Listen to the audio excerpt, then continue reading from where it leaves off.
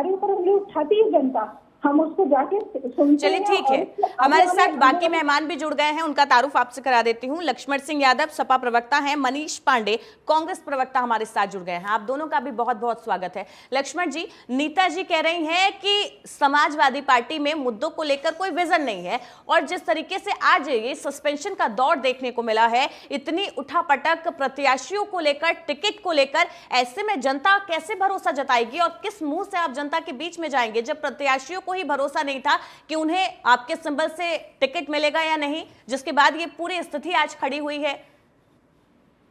Hello जी, आप तक हमारी आवाज पहुंच रही है? जी जी जी, ऐसा है, समाजवादी पार्टी नीतियों सिद्धांतों की पार्टी है। माननीय राष्ट्रीय अध्यक्ष जी का जो फैसला होता है, पूरी पार्टी के कार्यकर्ता नेतागण उसको बखूबी से निभाते हैं।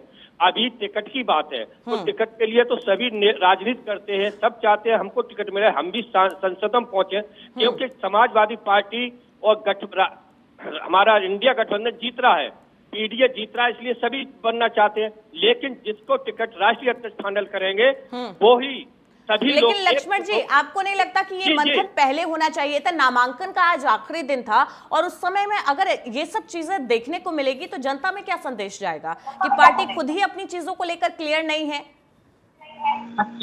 आज मोहम्मद आजम खान भी है, लेकिन राष्ट्रीय अध्यक्ष वो अपनी प्रत्याशी उतारे, लेकिन मोहम्मद आजम खान जी ने, हमारे वरिष्ठ नेता, उन्होंने पूरा अधिकार हमारे राष्ट्रीय अध्यक्ष को दे दिया कि आप जैसे उतारेंगे उसको पूरे रामपुर की जनता, रामपुर के नेता, रामपुर के कार्यकर्ता एकजुट होकर के चुनाव लड़ाएंगे और जिता करके सीट देंगे।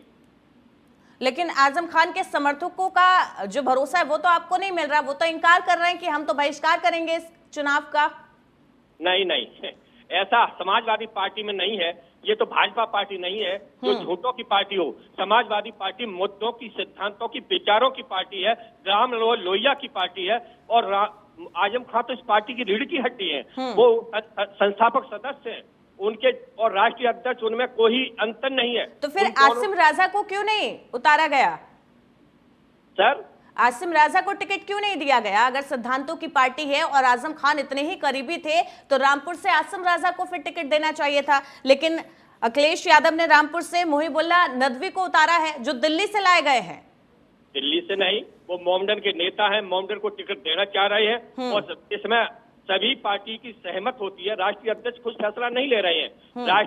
हमारे जो पार्टी के वरिष्ठ लीडर हैं मोहम्मद आजम खान जी, उनसे भी मशवरा कर लिया गया, जेल में मुलाकात की, और अन्य नेताओं से, कार्यकर्ताओं से, जमीनी नेताओं से सब विचार लेकर के ही ये फैसला लिया गया है। और हमारी पार्टी में जो राष्ट्रीय अध्यक्ष फैसला लेते हैं उसका सब स्वागत करते हैं, स्वागत करेंगे, कोई विवाद नहीं होगा। ठीक है, ये देखने वाली बात होगी कि आपके इस फैसले का जनता कितना स्वागत करेगी चुनाव में। मनीष पांडे भी हमारे साथ जुड़े हुए हैं। मनीष, आपको क्या लगता है, अखिलेश यादव की ये जो रणनीति सामने आई है, टिकटों को लेकर ये जो कलेश आज देखने को मिला है, ये कहीं ना कहीं लोकसभा चुनाव में पार्टी पर भारी पड़ेगी और प्रत्याशियों को कहीं ना कहीं इसका खामियाजा भुगतना पड़ सकता है, क्योंकि समर्थक अब दो गुट में बंट गए हैं। ऐसे में समर्थकों की नाराजगी अखिलेश यादव को झेलनी पड़ेगी, हो सकता है, और उसके बाद आप भी गठबंधन में हैं, तो कहीं ना कहीं ये जो नुकसान है वो आपको भी झेलना पड़ेगा।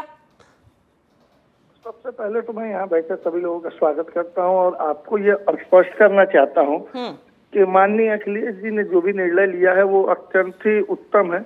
और रही बात नाराजगी की कि दो गुटों में नाराजगी है, तो जब एक परिवार में कई सारे सदस्य होते हैं तो थोड़ा बहुत नाराजगी होती है, लेकिन वो परिवार के खिलाफ कभी नहीं जाते। लेकिन मनीष जी, नाराजगी अगर घर के अंदर सुलझ जाए तो ज्यादा बेहतर है ना, सड़क पर अगर आएगी तो बातें उठेंगी।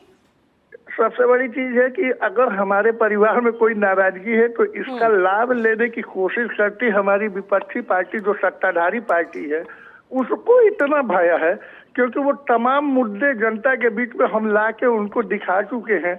उनकी सारी बेईमानी, उनका सारा झूठ हम इस तरह से बेनकाब कर चुके कि अब उनको एक डूबते को तिनके का सहारा मिल रहा है कि इनके यहाँ तो ये खुद ही इनके परिवार में कलह है।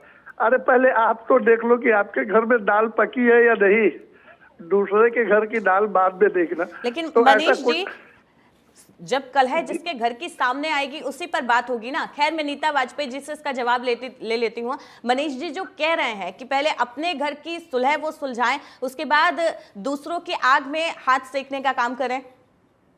मुझे इससे एक कहावत याद आ रही है, सूख हंसे तो हंसे चलने नहीं हंसे जिससे बचपन है। हमारे ऊपर वो भी हंसते हैं जिनके इंटरनल प्रॉब्लम इतनी है। अगर हम पूरे गठबंधन को उठा लें तो चाहे आपके प्रत्याशी जो पंजाब में हमारे यहाँ आ रहे हैं, हिमाचल में मना कर दे रहे हैं लोग लड़ने से, चाहे गौतम बुद्ध नगर की ही बात कर लें, उस पर भी कि 2 लोगों ने टिकट भरा, एक को पहले दिया गया उसको हटाया गया, दूसरे को पैसा ज्यादा दे दिया तो उसको ले आया गया, नामांकन भरने के बाद उनको वापस किया गया। ये सब बहुत शर्म की बात है। ये सारे अपने विरोध में लोगों को खड़ा कर रहे हैं। ये सारे हैं, इनसे नाराज रहेंगे और बाहर जाके ये कुछ और ही दिल खिलाएंगे और उसके बाद ये दोषारोपण करेंगे हमारे ऊपर। इनका सिर्फ एक फंडा रह गया, जनता तक कुछ भी डिलीवर करना नहीं है, बस बीजेपी को कोसना है। कोसते रहिए, जितना आप बीजेपी को कोसोगे हम उतना ही फलेंगे फूलेंगे। क्योंकि जनता को ये पता होना चाहिए न कि जनता के लिए टाइम वेस्ट करने वाला। आप लोग टाइम वेस्ट कर रहे हो। जनता को आप तो दीजिए जनता को, या जनता को ये दे रहे हैं आप कि हाँ हमने 2 लोगों को उठाया, एक को हटाया, एक को लड़ाया, एक को दिया हमने। अभी तक कहीं भी टिकट तक अब तक क्लियर नहीं हो रहा है किसको दिया जा रहा है किसको नहीं दिया जाए, बिहार हो चाहे कहीं भी किसी भी स्टेट को लेके। लेकिन दोषारोपण करना हो तो सारे एक साथ। लक्ष्मण जी, क्या आप यहाँ पर क्लियर करेंगे कि रामपुर से कौन है आपका उम्मीदवार होने वाला है, आसिम राजा या फिर मोहिबुल्लाह नदवी? आप मुझसे पूछ रहे हो? जी लक्ष्मण जी, आप इससे मेरा सवाल है, आप क्लियर करेंगे कि आसिम राजा रामपुर से उम्मीदवार होंगे या फिर मोहिबुल्लाह नदवी?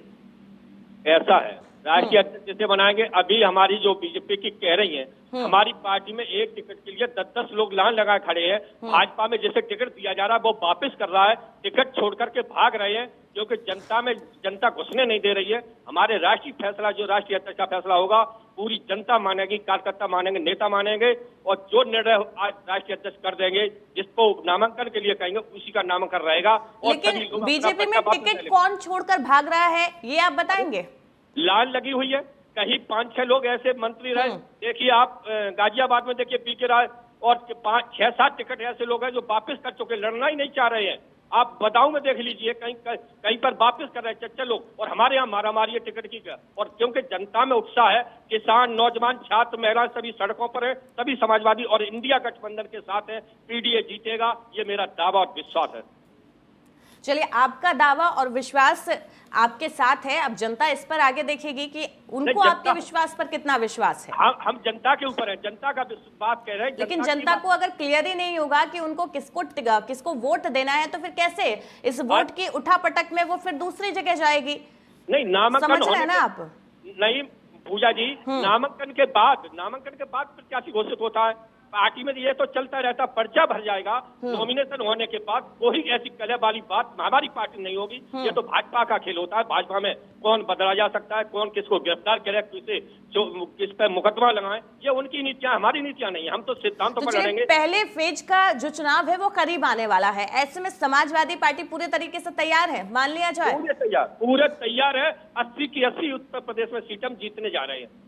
नीता जी 80 सीटें ये जीतने जा रहे हैं, फिर आप किस आधार पर दम भर रहे हैं कि 80 सीटों पर बीजेपी जीत हासिल करेगी? बीजेपी किस बात पर करेगी, कौन सा मुद्दा है, कौन सा विकास का कार्य, किस मोड़ से जाएंगे? लोग घुसने नहीं दे रहे हैं उनको। ये कह रहे तुमने क्या किया? 5 किलो में राशन में वोटे बिक जाएगा, 5 किलो में बिकेगा। मुकदमा लगा करके, डर पा करके, झूठे फर्जी फंसा करके, अकाउंट करके आप वोट लेना चाहते हैं। जनता जनार्दन जब रुख बदलती है, छात्र और किसान जब आंदोलन करते हैं, तब केंद्र का तख्ता पलटा है और पलटेगा। केंद्र में सरकार हमारी इंडिया गठबंधन की बनेगी, ये जनता बता रही है। सड़कों पर आप पूछ ले, नुक्कड़ पर। मनीष पांडे जी, क्या लग रहा है, कितना आश्वस्त आप हैं कि इंडिया गठबंधन अपनी जीत हासिल करेगी, और कांग्रेस क्या उसमें अपना फायदा देख पा रही है? क्योंकि जो जमीनी आधार आपका हुआ करता था यूपी में, वो पिछले लोकसभा चुनाव में भ्रम उड़ गया है। अब ऐसे में इस बार के चुनाव में आप ना 3 में नजर आ रहे हैं ना 13 में, किस तरीके से बेड़ा पार होगा?